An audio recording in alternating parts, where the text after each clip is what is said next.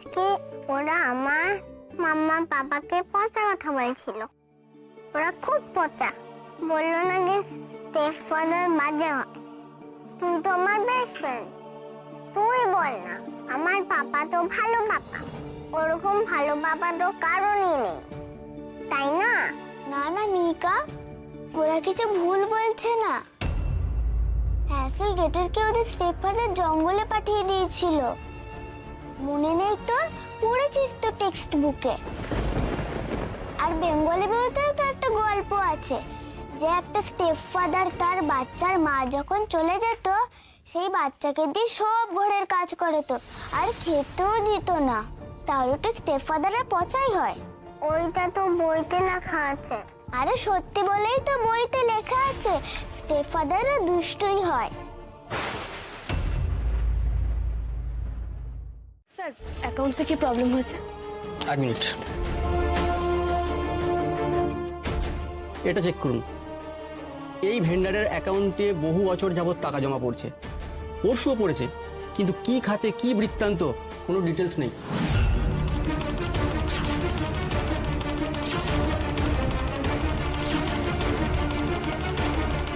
এমনকি নাম, phone number কিচ্ছু নেই। আমি কোম্পানিতে জয়েন করার আগে এর সাথে যদি কোনো কাজ হয়ে থাকে তাহলে আমাদের ডেটাবেসে থাকবে, কিন্তু সেটাও দেখাচ্ছে না। সত্যি কোনো ডিটেলস নেই? এটা কিন্তু খুব অদ্ভুত। আচ্ছা, এই অ্যাকাউন্টে কে টাকা ট্রান্সফার করছে? আমাদের কোম্পানির অ্যাকাউন্ট থেকে অটো ডেবিট সেট করা আছে। প্রতি মাসে নির্দিষ্ট সময়ে অটোমেটিক্যালি টাকা ডেবিট হয়ে যায়, কারোর সইয়ের দরকার হয় না।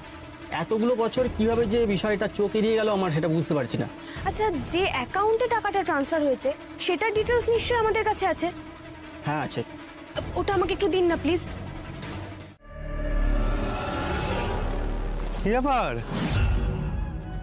ভর দুপুর বেলায় সমস্যা যে কোথায় যাচ্ছেন? যাচ্ছেন নাকি কাজ সেরে ফিরছেন? আপনাকে দেখলি না আমার কেমন সন্দেহ হয়। যদিও আপনাকে এই অবস্থায় দেখলে যে কেউ সন্দেহ করবে। সেনগুপ্ত বাড়ির বউ কমলিনী সেনগুপ্ত এরকম একটা সরু গলি দিয়ে মুখ ঢেকে তাও আবার পায়ে হেঁটে কোথাও যাচ্ছেন, কি ব্যাপার? খুব বাড় বেড়েছে তোমার, তাই না? আমি কি করছি না করছি সেটা না দেখে যদি নিজের চরকায় তেল দাও তাহলে আখেরে তোমারই ভালো হবে। একটা চাকরি করছো, তাও বন্ধুর দয়াতে। ওই দয়াটুকু না থাকলে তোমার কি হতো ঈশ্বর জানে। ঠিক।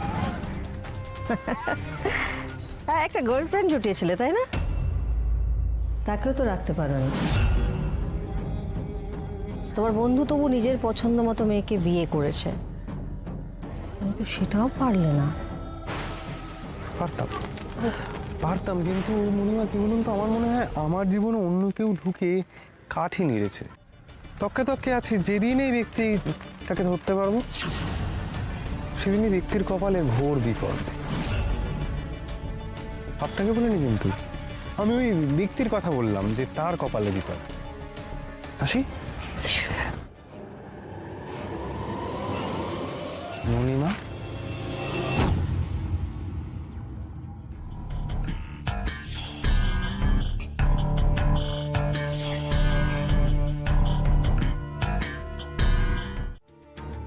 এই মেয়েকে এই বাড়িতে স্থান দেওয়া তো দূর, এখানে দাঁড়িয়ে কোনো কথা বলার যোগ্যতাই ওর নেই। এ কি বলছো তুমি?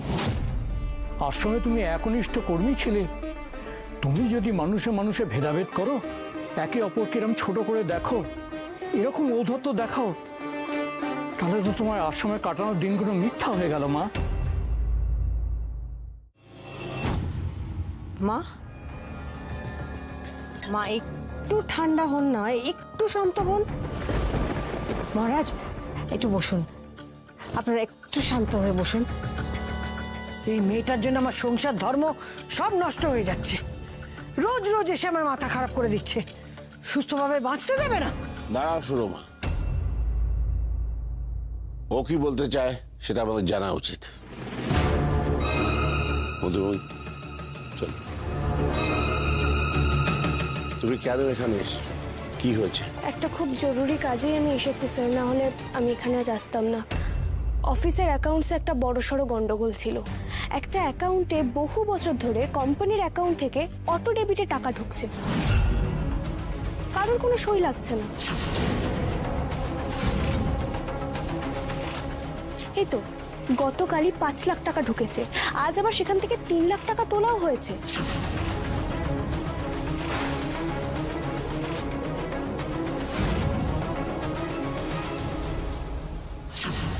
এত খবর সব মধুবনী জেনে গেছে?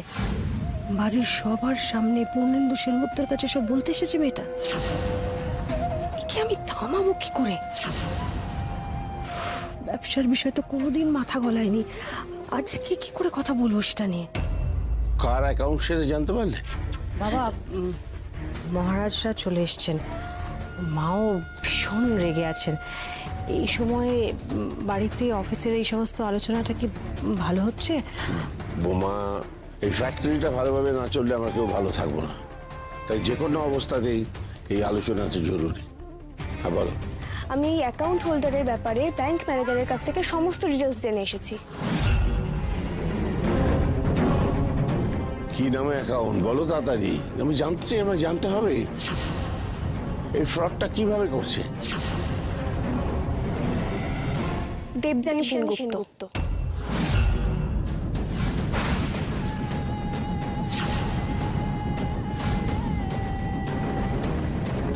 দেবযানী? দেবযানী? হ্যাঁ স্যার। সে তো আমাদের বড় বৌমার নাম, মানে রিকের স্বর্গত মায়ের নাম।